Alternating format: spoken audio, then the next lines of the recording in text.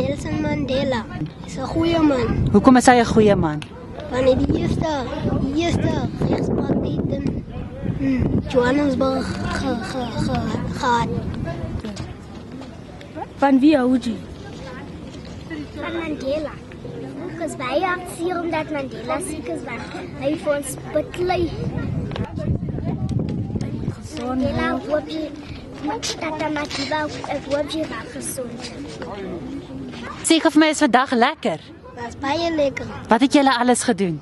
Geleer van die olivenhuis, die dieren, Madiba, en ons was bij Nevelilo. Die beste ding wat ik vandaag geleerd heb was manieren en ik moet mooi zoet wees en ik moet luisteren en van Mandela en als ons goed luisteren en alles optel, dan gaan ons weer hier naartoe komen.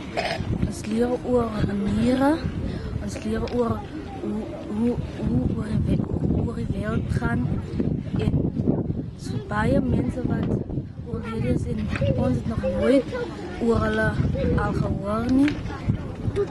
Toe het ons gehoor, ons mag het sien hoe mooi skoon is het, ons mag die papieren optel en in die blokke gooi. Van om mensen te respecteren en om te doen wat je moet doen. Tata Madiba moet gauw gezond raak. En hoekom is jy so lief vir Mandela? Want dit gebeklei vir ons. Dis waarom ons vandag hier so is.